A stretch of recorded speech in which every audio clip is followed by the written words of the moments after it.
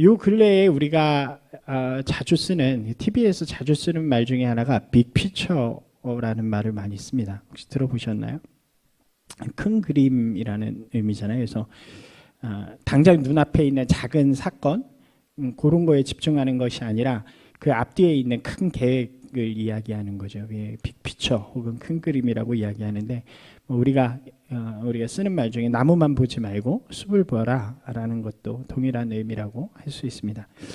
성경을 읽을 때에도 우리가 이러한 빅피처, 큰 그림으로 바라보는 것이 굉장히 중요합니다. 우리는 주로 어떤 하나의 사건이나 특별히 이제 기적과 같은, 성경을 볼 때 그런 것에 좀 집중하는 걸 좋아하잖아요. 안 그러신가요? 우리가 딱 기억해 보면 기적이나 이런 이야기들이 많이 생각이 나죠. 그래서 그 기적이 우리의 삶 속에서도 동일하게 일어나기를 원하고, 기적을 일으키시는 하나님 혹은 기적을 일으키시는 예수님, 이런 것들에 좀 집중하는, 그리고 좋아하는 것 같습니다.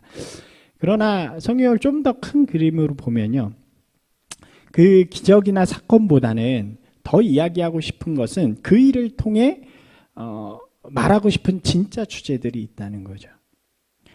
특별히 요한복음에는 기적들이 많이 등장하는데, 요한복음이 표현하는 방식이 그래요. 하나의 기적이나 사건들을 먼저 드러내놓고 그것으로 인해서 나오는 예수님의 말씀 혹은 다른 이야기들, 여기에 중점을 더 둡니다. 이게 서론과 같다고 우리가 할 수 있겠죠. 근데 이것을 잘 이해하지 못하면 우리가 잘못된 신앙의 관점이나 아니면 쓸데없는 것에 집착하는, 사소한 것에 집착하는 그런 모습을 보일 수 있습니다. 예를 들면 우리가 이 다다음 장에 8장에 보면 가늠한 여인이 나오는데, 다 아시죠? 가늠한 여인이 이렇게 돌로 치려고 그러는데 예수님께서 땅바닥에 뭐라고 쓰시고, 너희 중에 죄 없는 자가 먼저 쳐라. 그러니까 다 갔다. 이게 우리는 그 사건만을 집중해서 보면 무엇에 관심을 더 갖냐면, 예수님이 과연 거기에다 뭐라 쓰셨을까? 이것이 너무너무 궁금하죠. 그래서 그것에 목숨을 걸면서 거기에 뭐라고 썼을 것이다 서로 싸우기도 하고, 그런데 이 성경적인 관점에서 보면 뭐라고 썼는지는 하나도 중요하지 않습니다. 그리고 더 중요한 거는 그 뭐라고 썼는지 우리가 아무리 싸워도 알 수 없다는 거죠. 쓰신 분만 아는 거니까, 쓰고 이렇게 지우셨으면 알 방법이 없는 거죠. 그 사건에 집중하면 그 사건에서 파생되는 쓸데없는 것에 우리가 관심을 많이 가질 수 있다는 거죠. 빅피처, 큰 그림으로 보면 그 이야기를 통해서 정말로 하고 싶은 주제가 무엇인가, 전하고 싶은 이야기가 무엇인가를 우리가 발견하게 됩니다. 여러분들이 지금 복음서를 읽으시면서 좀 그런 관점을 가지셨으면 좋겠어요. 하나의 사건, 내가 좋아하거나 나에게 유익되는 하나의 사건만 붙드는 것이 아니라, 과연 이 이야기를 통해서 전체적으로 이야기하고 나에게 주님께서 전하고 싶은 메시지가 무엇인가를 발견하는, 되게 재밌잖아요. 그럼 재미가 있는 성경 읽기가 되었으면 좋겠습니다. 너무 좋겠습니다. 빨리 해서 아멘의 타이밍을 못 잡으셨나요? 오늘 우리가 읽은 요한복음 6장도 그런 관점에서 좀 볼 수 있는데요. 6장은 하나의 사건과 그로 파생된 이야기들이 굉장히 길고 또 얼기설기 섞여 있는 그런 장입니다. 하나의 사건은 뭐냐면 우리가 잘 아는 오병이어의 사건이에요. 오병이어는 다 아시죠? 보리떡 5개와 물고기 2마리로 5,000명을 먹이신 사건이 바로 오병이어의 사건입니다. 근데 그 보리떡은 빵 같은 거예요. 그냥 빵 이렇게 떼서 먹을 수 있는 떡, 우리나라로 해석하니까 떡이 되는 건데 주식으로 먹는 거니까 빵이라고 보시면 되고, 물고기 2마리는 이따만한 고기가 아니라 거기에 보면 그 멸치조림 같은 조그만 것들, 그래서 빵에 곁들여 먹는 이렇게 소스처럼 그런 거를 의미하는 것입니다. 그래서 우리가 잘 아는 것처럼 예수님께서 명절이 되어서 이제 예루살렘으로 내려가셨다가 명절 끝나고 갈릴리로 다시 왔을 때 예수님께서 행하신 놀라운 기적들 때문에 갈릴리의 많은 사람들이 예수님을 쫓아다니기 시작하는 거죠. 그래서 이 예수님의 소문에 대하여 들은 사람들이 막 예수님을 따라다니면서 아침부터 저녁까지 계속 있는 그런 상황입니다. 성경은 이들을 이렇게 표현해요. 한번 같이 읽어보실까요? 큰 무리가 따르니 이는 병자들에게 행하시는 표적을 보았음이로라. 이 6장을 좀 깊이 있게 보면 이런 단어들의 배치를 좀 의미 있게 두는 것을 볼 수 있습니다. 이 사람들의 특징을 잘 보여주는 말씀인데 이들은 예수님의 표적을 보고 그들을 따르는 사람들이었다라고 이야기를 해주는 거예요. 무엇인가 자신의 부족함을 채워줄 수 있는 그런 것을 기대하면서 무작정 예수님을 따르는 사람들. 그러니까 예수님이 누구이신가? 예수님이 무엇을 하시는 분이신가? 무엇을 말씀하시는가? 이런 것들이 중요한 게 아니라 예수님이 행하시는 기적, 예수님을 통해 얻을 수 있는 이익을 쫓는 사람들이었다는 거죠. 이것을 가장 먼저 이들에 대해서 설명해 주는 것이 바로 이 구절이라고 할 수 있습니다. 많은 사람들이 자신을 따르고 이제 그 시간들이 지나니까 배가 고프잖아요. 그래서 이제 먹을 것을 하다가 이제 제자들이 나누고 먹을 게 없습니다. 그랬더니 한 아이가 갖고 온 보리떡 5개와 물고기 2마리로 5,000명을 먹이시고 12광주를 남겼다. 이게 이제 오병이어에 대한 이야기죠. 그래서 앞에는 이 이야기들을 쭉 나열을 합니다. 놀라운 기적이죠. 오병이어로 5,000명을 먹이신 사건을 우리가 듣기만 해도 놀라운데 그 자리에서 그걸 본 사람들, 경험한 사람들에게는 정말로 충격과 같은 놀라움이었을 거라고 생각을 해요. 그죠? 죽은 사람이 살아나고 병든 자가 바로 고쳐지고 이런 것들을 눈앞에서 보면 정말 놀랍지 않을까요? 혹시 그런 경험 있으신가요? 아픈 사람이 벌떡벌떡 일어나거나 그런 경험들을 만약 한다면 굉장히 큰 놀라움을 갖겠죠. 이 기적은 사람들에게 놀라움을 줍니다. 우리가 이 말씀을 읽을 때 이 놀라운 능력과 기적을 베푸시는 이야기에 우리도 집중을 하게 되죠. 근데 이 뒤에는 조금 다른 이야기가 시작이 돼요. 14절, 15절에는 이렇게 이야기합니다. 한번 같이 읽어볼까요? 그 사람들이 예수께서 행하신 이 표적을 보고 말하되 이는 참으로 세상에 오실 그 선지자라 하더라. 그러므로 예수께서 그들이 와서 자기를 억지로 붙들어 임금으로 삼으려는 줄 아시고 다시 혼자 산으로 떠나가시니라. 말씀의 흐름이 보면요, 아까 이들이 모인 이유는 표적 때문이라 그랬잖아요. 그리고 놀라운 기적이 이루어진 다음에 이들은 예수님을 붙잡아서 왕으로 삼으려고 하는 그런 모습들을 보이게 됩니다. 그러니까 이 사람들은 뭐에 집중하는 거냐면 기적이라는 것, 사건이라는 것에 집중하는 거예요. 우리도 마찬가지입니다. 기적에 집중하고요, 이런 사건에 주목합니다. 그러면서 이 기적을 행하시고 필요를 채우시는 예수님에 대한 이야기를 강조하죠. 그렇죠. 오병이어의 설교들은 대부분이 우리의 부족함을 채우시는 하나님을 설명할 때 많이 사용이 되어집니다. 근데 주님은 우리를 배부르시게 하시는 분, 우리의 필요를 채우시는 분, 우리를 위해 기적을 일으키시는 분임이심을 강조하죠. 이거의 작은 그림이라는 거예요. 이거를 더 큰 그림으로 우리가 들여다보기 시작하면 이 이야기가 진짜로 하고 싶은 이야기가 우리 눈에 보여지기 시작하는 거죠. 예수님께서 기적을 일으키셨어요. 그리고 기적을 경험한 사람들은 자신들이 그 기적을 계속하여서 경험하기 위해서 예수님을 붙들어 놓고 왕으로 세우고자 합니다. 그런데 예수님께서는 그들을 떠나서 홀로 산으로 가시는 거예요. 도망하시게 됩니다. 그러고 나서 이제 바다를 건너가세요. 바다라고 되어 있는데 이제 갈릴리 호수를 이야기하는 거죠. 갈릴리 건너편으로 가세요. 제자들과 떨어져서 가십니다. 근데 이 사람들이 배를 집어타고 예수님을 쫓아서 바다 건너편까지 쫓아오게 되는 모습을 보여줍니다. 그래서 와가지고 예수님께 어디 계셨어요? 우리가 되게 찾았는데 이렇게 얘기를 해요. 예수님께서 이들에게 이렇게 말씀하십니다. 같이 읽어볼까요? 예수께서 대답하여 이르시되 내가 진실로 진실로 너희에게 이르노니 너희가 나를 찾는 것은 표적을 본 까닭이 아니요 떡을 먹고 배부른 까닭이로다. 이렇게 말씀하세요. 이거를 다른 번역에서는 조금 더 리얼하게 우리에게 설명해 주는데 이렇게 이야기하십니다.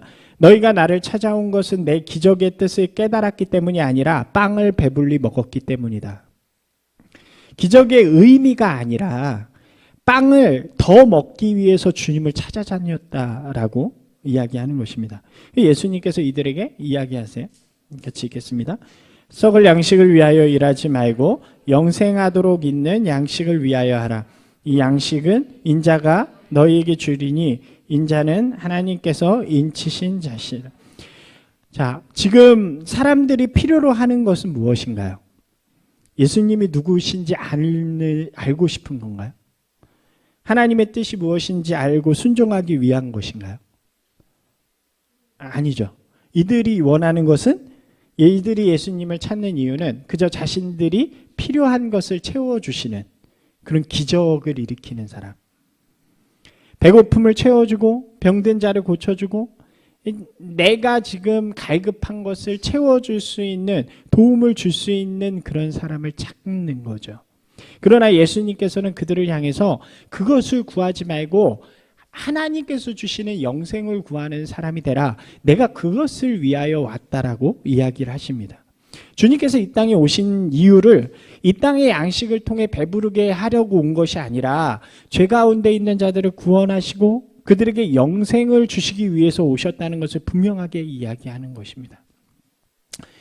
이 사람들이 어떻게 했을까요? 이해 못하죠. 반문합니다. 이렇게 이야기해요. 성경을 다 읽어보진 못하겠지만 여러분들이 읽어보시면 좋을 것 같아요. 이렇게 이야기해요. 하나님이 하나님의 백성인 우리를 위해 선지자요 메시아를 보내주셨는데 지금 당신이 선지자고 메시아라면 우리를 위해서 일하는 것이 마땅하지 않냐. 우리의 배고픔을 해결해주고 우리의 병을 고쳐주고 우리를 위해 일하는 것이 마땅하지 않냐. 그거 말고 우리에게 무슨 일이 필요하냐고 이야기합니다. 그러면서 모세의 이야기를 또 등장을 하는데 모세가 이 땅에 선지자로 와서 봐라. 사람들이 배고프다 그러니까 만나 주지 않았느냐. 메추리알 주지 않았느냐. 우리의 배고픔을 채워주는 게 메시아의 할 일이고 선지자의 할 일이지 그것이 당연한 거 아니냐라고 이야기를 합니다. 예수님께서 매우 답답해하세요. 그리고 이렇게 말씀하세요. 같이 읽어보겠습니다. 예수께서 이르시되 내가 진실로 진실로 너희에게 이르노니 모세가 너희에게 하늘로부터 준 것이 아니라 아버지께서 너희에게 하늘로부터 참떡을 주시나니 하나님의 떡은 하늘에서 내려 세상에 생명을 주는 것이니라. 이 세상의 떡을 주시기 위해서가 아니라 하늘나라의 생명의 떡으로 오신 예수 그리스도에 대해서 이야기를 해주시는 거예요. 안타까운 마음으로 계속 이야기를 하지만 이들은 전혀 이해하지 못합니다. 왜요? 이들이 바라보고 이들이 원하는 것과 주님이 이야기하시는 것과는 전혀 다른 이야기이기 때문에 그렇죠. 그러면서 뭐라고 이야기하냐면 이렇게 이야기합니다. 같이 읽어볼까요? 그들이 이르되 주여 이 떡을 항상 우리에게 주소서. 주여 이 떡을 우리에게 항상 주소서. 주님은 믿음과 영생을 이야기하시는데 이들은 먹을 것과 필요를 이야기하죠. 주님은 오병이어의 기적을 통해서요, 그들이 믿음의 눈을 뜨기를 바라셨던 것 같아요. 필요를 채워주셨죠. 그런데 그들은 오병이어를 통해 받은 음식에만 관심이 있는 거죠. 그렇기 때문에 주의 말씀이 전혀 이해되지도 못하고 이해하려고도 하지 않는 것 같습니다. 어떻게 보면요, 이 시대 속에 우리의 신앙의 모습도 이와 비슷한 모습을 가지고 있지 않은가 생각을 해볼 수 있을 것 같아요. 우리가 역사적으로 생각해 보면 우리 가운데 하나님께서 놀라운 일들을 많이 행하셨잖아요. 이 척박한 페와도 같은 이 나라에 120여 년 전에 복음이 들어오고 그 복음이 씨앗을 뿌리고 그 복음의 씨앗이 자라나서 놀라운 일들을 이룹니다. 놀라운 믿음의 역사들을 가지죠. 120여 년밖에 안 된 우리나라 교회 가운데 이런 놀라운 역사들이 일어난 거죠. 교회는 놀랄 만큼 성장했고요. 숫자도 많아졌고 부유해졌고요. 영향력도 커졌습니다. 세상의 권력이나 권세들이 교회를 함부로 하지 못하는 그런 세상이 되었죠. 이게 기적 아닌가요? 이게 오병이어보다 더 놀라운 기적 아닌가요? 안 살아보셔서 잘 모르시겠죠. 예, 저희가 공부를 하다가 그 당시 복음이 들어오고 이럴 때, 일제시대 복음이 박해를 받을 때, 공산당에 의해서 박해를 받을 때, 또 70년대 80년대 그 어려움 속에서 이 천막 가운데서 기도회 뭐 이렇게 하는 그런 모습들, 그런 것들을 배워갈 때면 정말 놀라워요. 이건 오병이어의 기적보다 더하다고 생각할 수 있는 놀라운 기적이죠. 한 10여 년 전쯤에 세계 50대 교회, 큰 교회 중에 20개인가가 우리나라에 있었대요. 어떤 사람이 이야기하기를 지금은 100개 교회 중에 한 6, 70개는 우리나라일 것이다. 그렇게 이야기하시는 분들이 많아요. 기적이 아닌가요?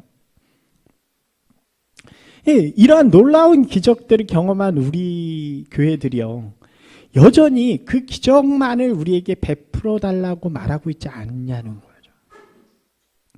우리가 하나님의 뜻, 하나님의 나라를 바라보고 이해하고 추구하고 그것을 이루어가는 데 집중하기보다는 하나님의 주시는 기적들을 통해서 우리는 더 부흥해야 되고 더 부유해야 되고 더 영향력 있게 외치지 않냐는 거죠. 지금 개척을 하고 만들어가는 교회들의, 저와 같은 목사들의 목표가, 꿈이, 그들이 예전에 사람들이 기적을 경험한 것처럼 오늘 우리도 기적을 경험해서 큰 교회, 큰 부흥을 이뤄내는 것에 우리의 포커싱이 맞춰져 있지 않냐는 거죠. 우리 개인도 한번 생각해 볼 수 있겠죠. 우리의 삶에 여러분 이렇게 믿음으로 살아가는 것이 기적 아니신가요? 하나님이 보호해 주시고 함께해 주시고 인도해 주셔서 기적을 경험했어요. 그러니까 우리의 믿음이 그 기적을 맨날 경험하고 싶어서 주님 저에게 기적을 주세요, 기적을 베풀어 주세요 라고 그렇게 주님을 붙드는 신앙이 아니냐는 거죠. 오병이어의 기적은 주님이 베풀어 주신 놀라운 기적이었어요. 그리고 축복이었습니다. 그런데 지금은 결국 변질되어진 욕심이 되어져 버렸죠. 그러한 무리들을 향해서 예수님께서는 굉장히 간절하게 호소를 하세요.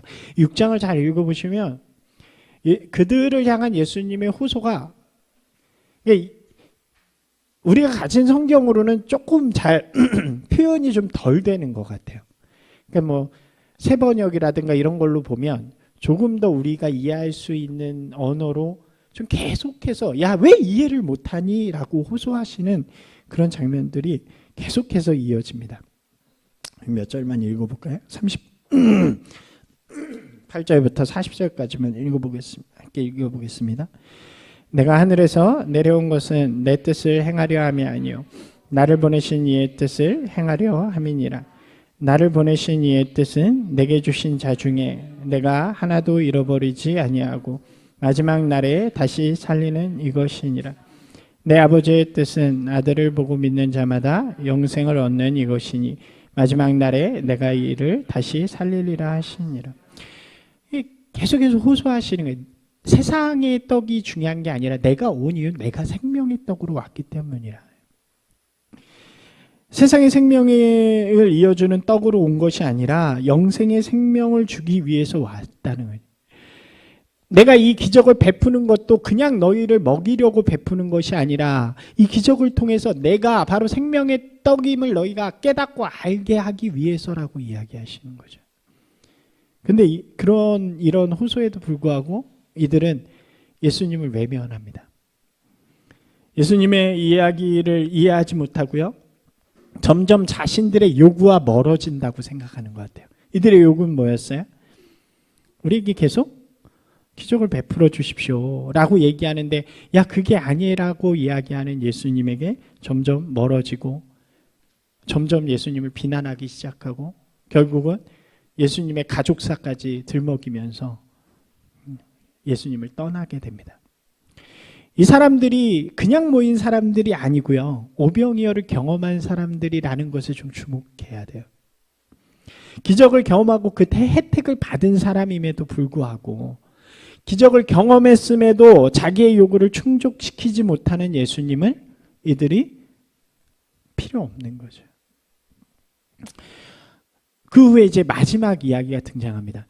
말씀을 보면서 큰 그림으로 보면 늘 이렇게 비교해 주시는 장면들이 많이 등장해요. 우리가 지난주에도 무리들과 한 여인의 믿음을 봤잖아요.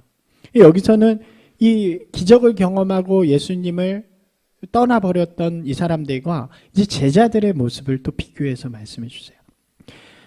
믿음 없이 예수님의 기적을 그냥 따르던 사람들은 기적이 없다 그러니까 떠나기 시작합니다. 근데 그 성경에 보니까요, 예수님을 따르던 사람들조차 이 말씀을 듣고 갈등을 하기 시작하는 거예요. 잘 이해하지 못하겠거든요. 생명의 떡이래. 그냥 우리는 예수님을 따르면 뭔가 변화가 있고 놀라운 일이 있을 줄 알았는데 하늘에서 온 생명의 떡이고 나를 먹어야 된다 그러고 막 이러니까 잘 이해하지 못하면서 야, 이게 뭐지? 그러면서 예수님을 떠나기 시작합니다. 한번 읽어볼까요? 그때부터 그의 제자 중에서 많은 사람이 떠나가고 다시 그와 함께 다니지 아니하더라. 여기서 이 제자는 12제자를 이야기하는 게 아니고요. 예수님을 늘 따라다녔던 많은 사람들. 그러니까 이런 거죠. 우리가 무리를 따지면 예수님의 기적이 있을 때마다 이렇게 모이는 군중들이 있었고요. 예수님을 항상 이렇게 어딜 가시든지 쫓아다니던 사람들이 있었고요. 그다음에 예수님이 선택해서 부르신 12제자가 있었죠. 여기서 제자들은 누구냐면 두 번째 그룹을 이야기하는 거예요. 이들은 예수님의 기적을 이번만 경험한 사람들이 아니고요. 늘 경험한 사람들이고 예수님의 말씀 가운데 늘 있던 사람들. 근데 이들도 떠나기 시작했다는 거예요. 그리고 다시는 예수님을 따르지 아니했다는 거죠. 이들이 원하고 바라던 신앙의 모습과 예수님이 전해주시는 말씀이 달랐기 때문입니다. 그렇죠. 이 시대에도 많은 사람들이 교회와 신앙을 떠나잖아요.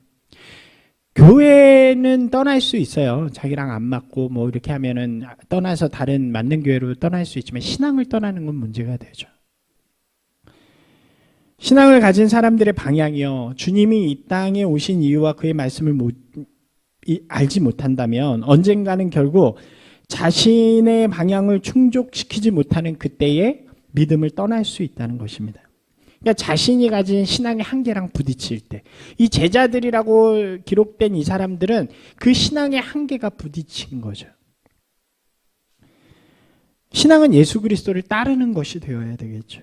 신앙의 주체, 신앙의 주인공은 내가 아니라 바로 주님이 되어야 하는 것입니다. 이것들을 잘 이해하지 못해요. 심지어 이제 예수님을 따르던 12제자 중에 가룟 유다마저도 예수님을 떠나게 되죠. 아마 예수님께서 굉장히 안타까우셨던 것 같아요. 저는 이 말씀을 읽으면서 좀 그랬어요, 마음이. 이렇게 말하세요. 예수님께서 자신이 선택하고 이제 마지막 남은 12제자들이죠. 그들에게 이렇게 말씀하십니다. 한번 같이 읽어볼까요? 너희도 가려느냐.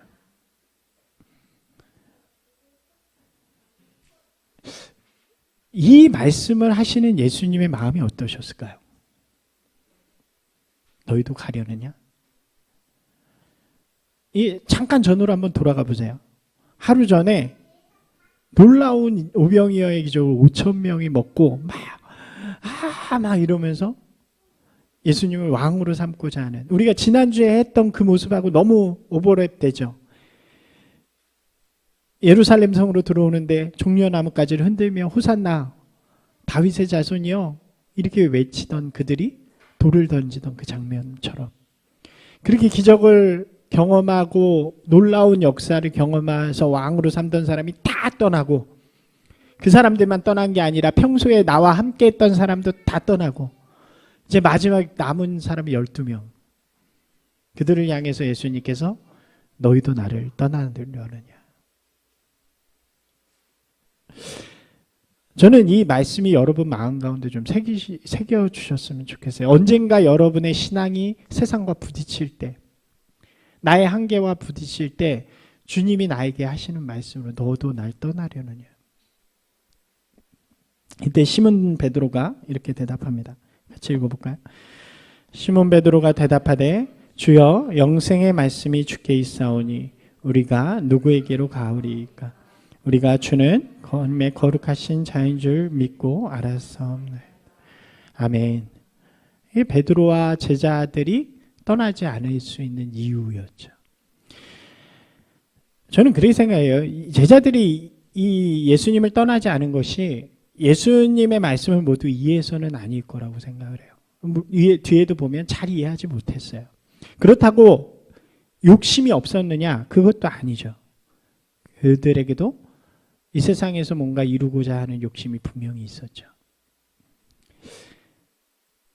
온전하진 못했어요. 그럼에도 불구하고 그들은 예수 그리스도를 떠나지 않고 끝까지 따릅니다. 그 이유가 뭐예요? 영생의 말씀이 거기 있다는 것을 분명히 믿기 때문에.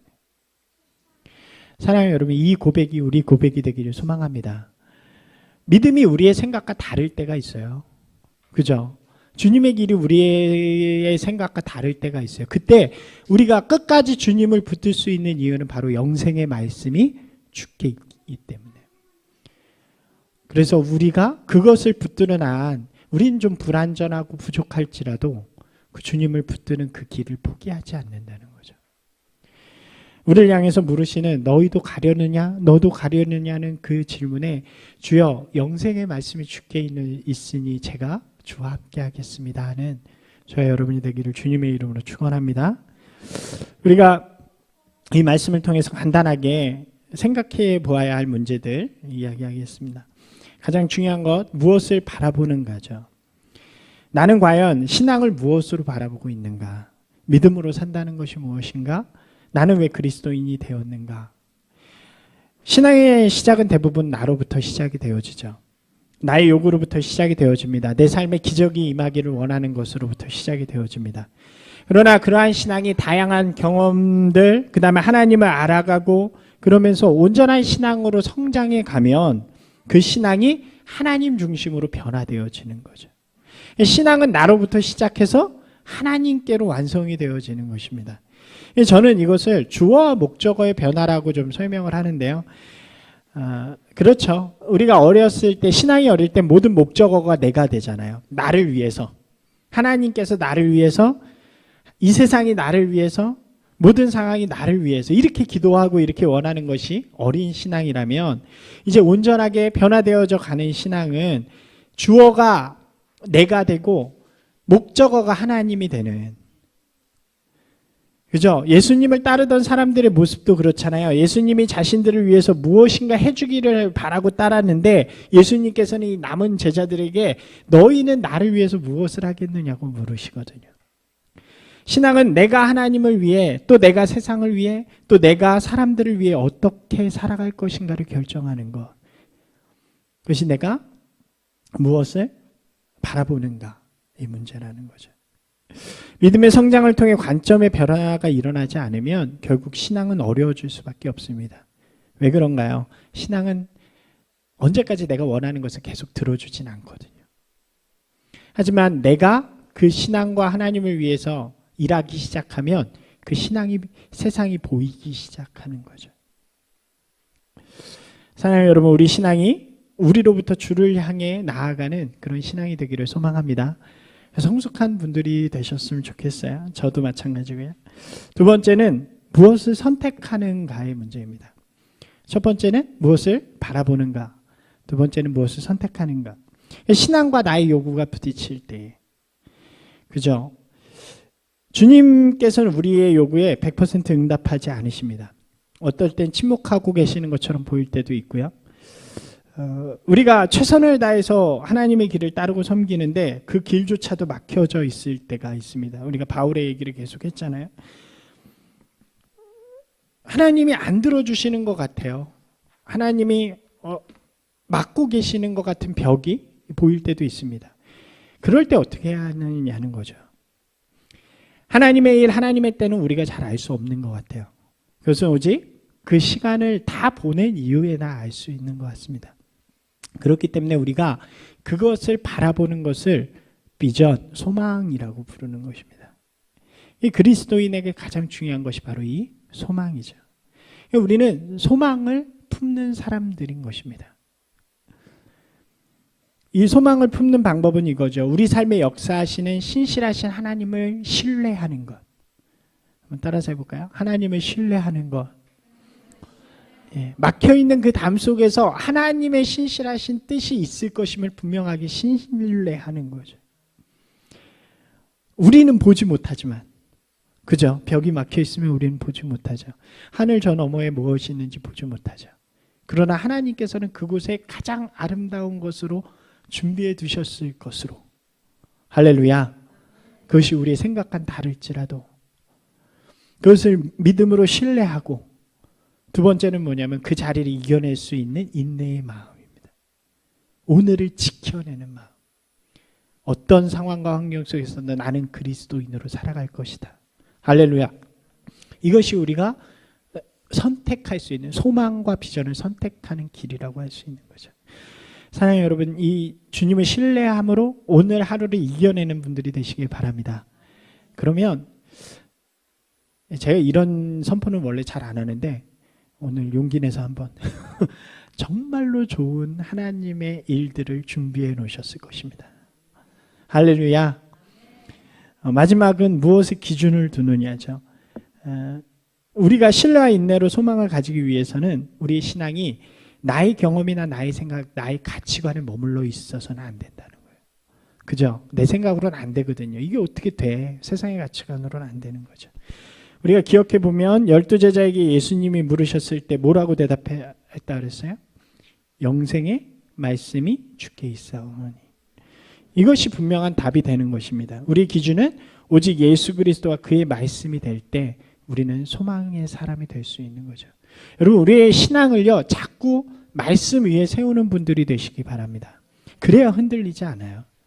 경험, 기적은 다 떠나가고요, 다 변해지는 것입니다. 그러나 흔들리지 않는 영생의 말씀 위에 우리의 기준을 세워둘 때 우리는 흔들리지 않는 믿음의 사람이 될 수 있는 것이죠. 세 가지를 좀 기억하셨으면 좋겠어요. 한번 기억해 볼까요? 무엇을 바라보는가? 무엇을 선택하는가? 무엇에 기준을 두는가? 그렇죠? 그래서 나만을 바라보던 관점에서 하나님을 바라보는 관점으로 우리의 요구가 흔들릴 때에도 하나님을 향한 신뢰와 인내를 품고 소망을 선택할 수 있는, 그리고 우리의 기준을 말씀 위에 세워가는 그런 분들이 되시기를 주님의 이름으로 축원합니다. 이번 사순절이 좀 그렇게 나아갔으면 좋겠어요.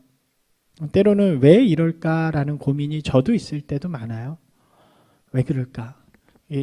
가끔 개척 얘기해드렸잖아요. 개척할 때도 이해가 안 되는 일들이 많아서 나는 주님의 뜻을 위해서 개척이라는 진짜 멋있는 일을, 하나님이 기뻐하시는 일을 하는데 왜 이럴까? 이런 생각들이 들 때도 있죠. 삶의 문제들에서도 너무 많잖아요. 우리는 너무 성실하고 거룩하게 살아가려고 하는데 왜 이러지? 그럴 때 주님이 오늘 나와 함께 하시는 그 마음을 품고 오늘을 이겨내는 분들이 되시기 바랍니다. 그리고 가장 아름다운 것을 주실 그날들을 기대하면서 우리의 길을 그리스도인으로 아름답게 걸어가는, 또 말씀 위에 그 우리의 삶의 자취를 이어가는 그런 분들이 되시길 바랍니다.